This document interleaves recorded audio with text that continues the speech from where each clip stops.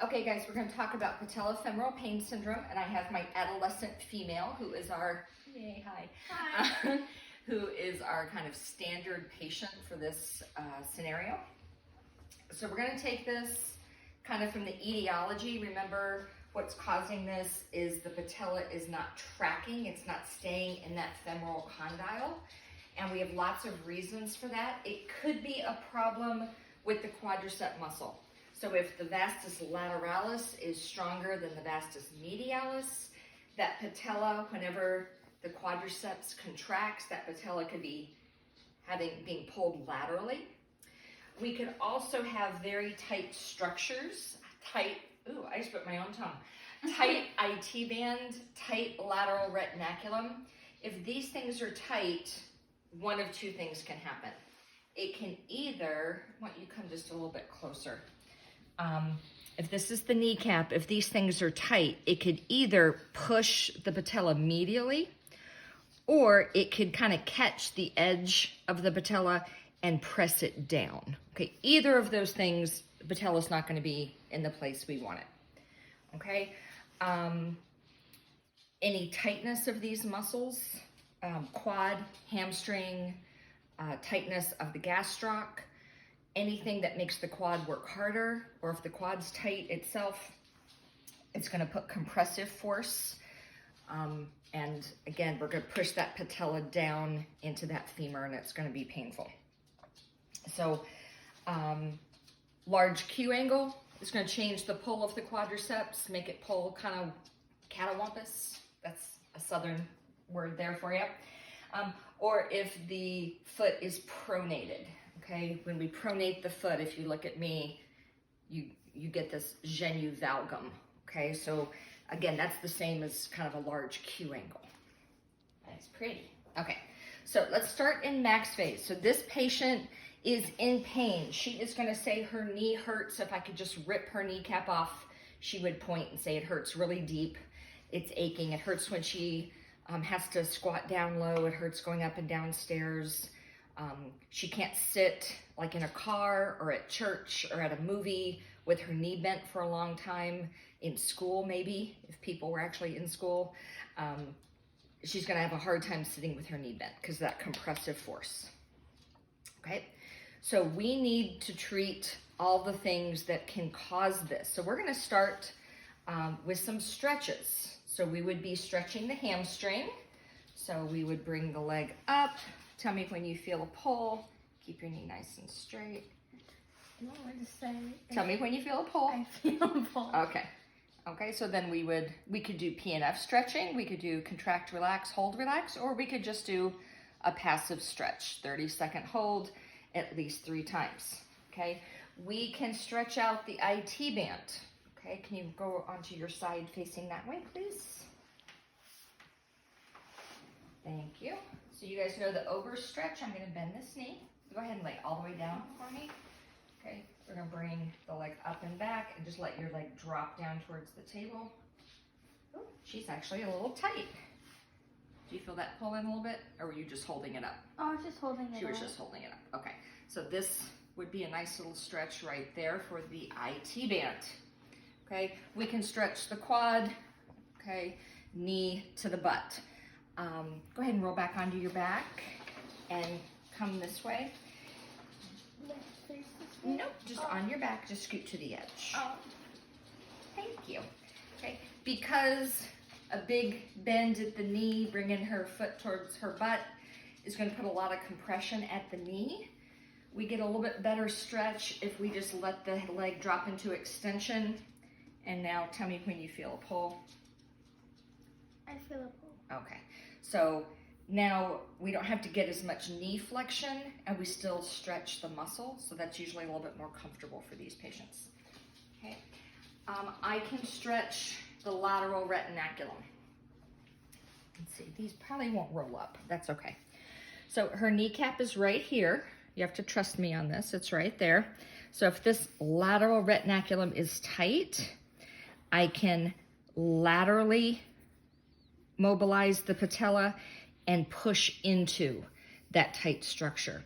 So basically it's tight and I'm taking the patella and I'm pushing into it to stretch it out. okay? Another choice, it usually doesn't work as well. This is tight. I can move the patella this way and drag it with me and stretch it out that way. But usually pushing the patella laterally is a better stretch, okay? This is a sustained stretch. I would hold 30, 45 seconds and then let it go, okay? Now, let's talk about what we need to re-educate. Okay, I might have a muscle imbalance at her quad, okay, with lateralis being stronger than medialis. I can't isolate. I can't make only her VMO work, except VMO is mostly responsible for terminal knee extension. So with this patient, I'm going to focus a lot on that last 30 degrees of knee extension. So maybe I do some short arc quads with her, except I don't want to do open chain if I can help it, because there's gonna be a lot of shearing and movement at her knee. So a better possibility is standing terminal knee extension. Okay, I know you guys know how to do that one with the TheraBand. We can use electrical stim biofeedback to help educate her to call in all parts of her quadricep as we need it. If she was just weak, if this muscle had shut down because of pain, we could use e-stim to actually get her muscle to contract. We will cover that in physical agents too. Let's talk about more exercises. Can you jump up for me, patient? Yes, please. Thank you. And I'm actually going to have you come over here to the counter because it's taller. Okay. So we want to do closed kinetic chain exercises, but we want to keep them above 60 degrees of knee flexion. So mini squats are a great choice. So patient, you're going to keep your hands like this, feet about shoulder width apart, a little bit closer. Your shoulder's not that wide. Okay, and I want you to do a squat, but as you, look at me, as you squat, I want you to sit your butt way back. When you look down, you should always be able to see your toes. Okay, can you do that for me? Squat, good, and come back up. So closed kinetic chain above 60 degrees. Now, I talked to you guys and said, I know a lot of you have probably seen a therapist put a ball between the patient's knees and have them squeeze on the ball as they go down. The thought was, if the adductors are working, the vastus medialis is going to be working harder. Research shows that is not the case. And if I have her squeezing on a ball, I'm reinforcing that genu valgum. Okay, so a better option, put your feet together for me. Okay. Whenever you apply TheraBand to the legs, first, make sure that the patient is supported and they're not going to lose their balance. Second, don't get it all tangled up like I just did. But make sure that the TheraBand is going to be tight before the patient ever moves. Okay, so now put your feet a little bit apart. Okay, now I want you to do the same squat, but I just want you to press out into that band. Don't let the band bring your knees together. Nice. Okay, and stay a little bit higher than that. Okay, go ahead, squat. I'll tell you when to stop. Stop and come back up. Okay, nice and slow. Go on down and up. A little bit higher than that. I didn't say it. My fault. Sorry. No, that was me. Go ahead. Stop. Come up nice and slow. And when you get to the top, give this muscle a little squeeze. Like straighten out your knee. There you go. Good. Keep going. Stop. And squeeze. Good. Okay, so 2 for the price of 1. Terminal knee extension. We're making her use her abductors and external rotators, and she's using glute max and quad. It's a great exercise.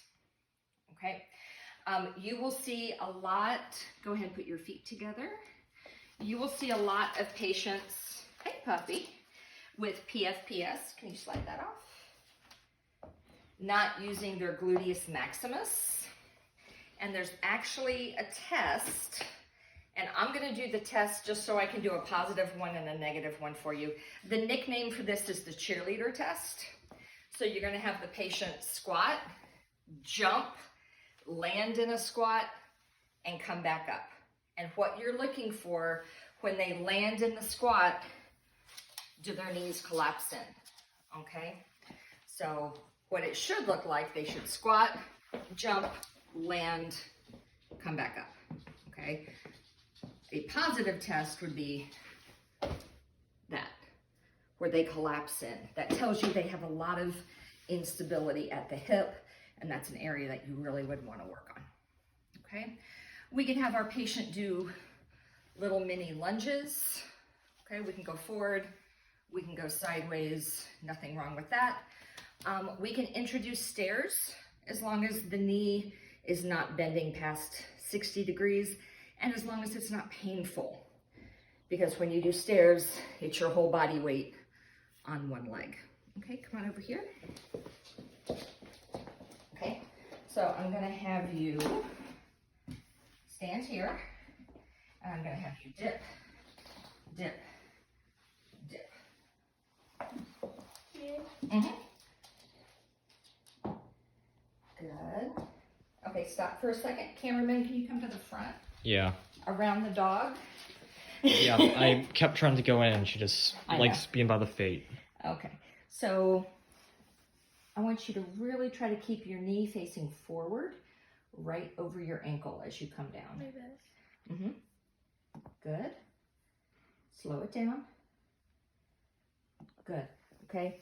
Now a nice cue. Can you do it badly so that when you tap, you let your knee, yeah, like that. Ooh, that's terrible. That was wonderful. Good. Okay. If I saw that, I'd say, patient, let's get your knee facing forward. Good. And I want you to keep your knee pressed into my hand as you dip down. Nice. Okay. Or let me keep going. Mm-hmm. Good. Okay, not that hard. There you go. Okay, so just by giving her a target, she's going to be using the right muscles to keep herself in alignment. Okay, so we keep this up until the patient does not have pain down to 60 degrees.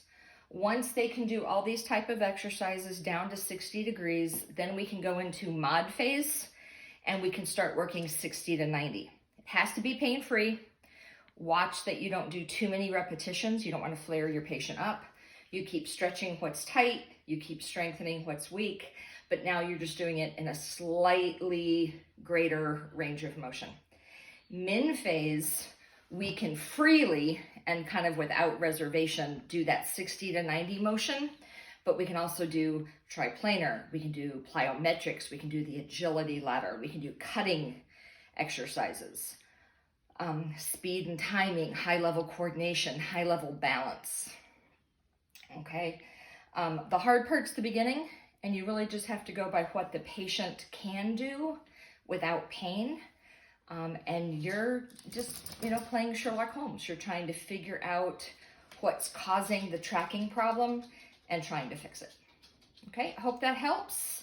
And please, if you have any questions that popped up during this video, make note of them, write it down, and we'll talk about it in class when we're all back together. Okay, thanks.